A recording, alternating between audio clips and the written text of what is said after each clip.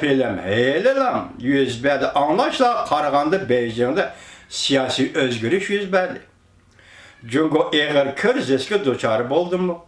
Xi Jinping'in tahtın çişke kollektif çakırık kılındı mı?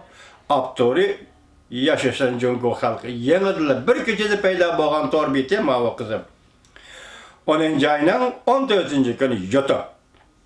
Endi yana bir haber. Xi Jinping 10. ayının 15. günü yeni film. Kompartiya gumran buluş geribegiga yetip geldi. Jungo kalaymakallaşıp ketdi. Kompartiya hükümranlığı aslında Jungo halkı korkunçluk yaşavatıldı. Aptore yaşasın Jungo halkı. 10. ayının 15. günü yutu. Kızık noktalar CNN, endi manıga dikkat kılımız bu Amerika'nın dağlık televiziyası, simlik televiziyası Xi Jinping'e karşı güçle onunla tikilip kaldı. Xi Jinping hukuklu qoğdaş üçün asker çıkarışı mümkün. Qayerga? Anladım bunu da hukuklu qoğdaş üçün hazır Şangang asker çıkarışı mümkün degen ma'nada sözlepti bu bir. İkincisi hazır Reis Xi Jinping Hanjing'ni Şanghay'lık yetti nefer siyasi büro azasının birisi Hanjing'ni Şangang'a mesele hal kılışka evet.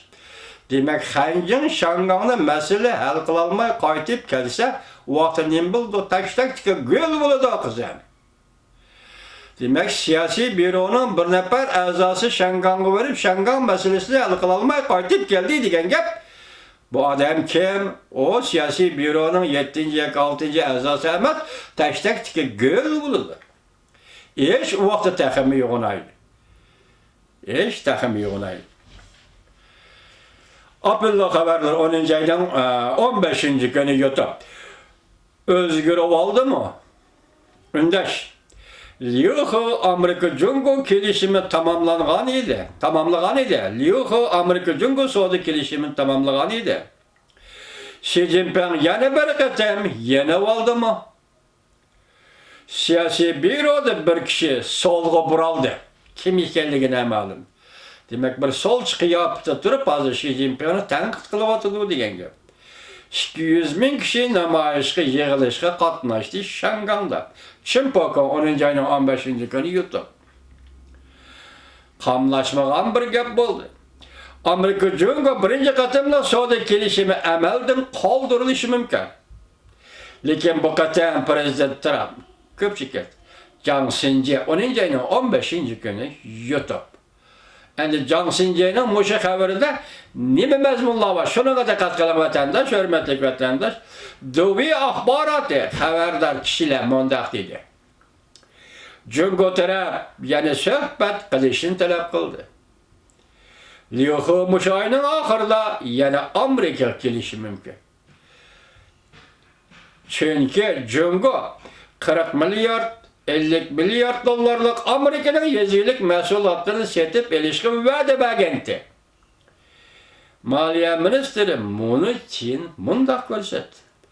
Jungo birinci katım sözleşken şartlarga maqul deyişten avval yoki burun Amerika bilan yana bir katım suhbat uyushtirmoqchi bo'ldi. Demek ondaqda 11. günü 10. günü ötküzülgen söhbeti belge verdilerden Jungo yeni oldu degen Prag Vol koçisigisine haberde mi çıkıvatıdı? Bunun için Saudi Ministeri Amerika'nın üzümü depti. Bir yerde Jiang Xinji'ye nime dep sual koyuptu. Bu hem de tügeçti mi birinci katımlık sohbet ya kelişim azak kelişim bolsa mı tügeçti mi? Dep koyuptu. Bir yerde menen vatandaşlarım hem kızım sizge etti. Muşu ağırlıkta müştevetken ağırlığa da torbetlerde. Mesela iki devlet Saudi kelişim imzalaş doğrultusuz bir kelişimi kelgendiğin ki illa şundak bir nazuk gep ortaya çıkardı. Amerika Koşmuş Ştatlarının Devlet Meclisi hem de Şangang'da kişilik hukuk ve demokratiya kanun layihesini makullaşı mümkün mü? Ya ki muhakemeye koyuşu mümkün mü? Diyen sual geplenmişler. Tarqılıp yürgen edi doğru bir de. Bugün ende Nima dedik? Amerika ovozning xabarida bugun seshanba kuni Amerika Qo'shma Shtatlarining davlat majlisida Shangang to'g'risida qonun loyiha, kishilik huquq va demokratiya qonun loyihasi Avam Palatasiga muhokamaga qo'yiladi deyildi. Bu xabar yetib keldi. Buning natijasini aytib ko'ramiz. Demak, qizim 4 kun ichida vaziyat yana o'zgarib ketdi. Ondaqda bu vaziyat Shanganga qanday ta'sir qiladi? Biz mana shunaqa diqqat qilamiz. Qolgan savolimiz, ya'ni kim qolgan ama men javob berishda kim qolgan taraflar bo'lsa, asta to'liqlaymiz. Xo'sh, bo'ling vatandoshlar.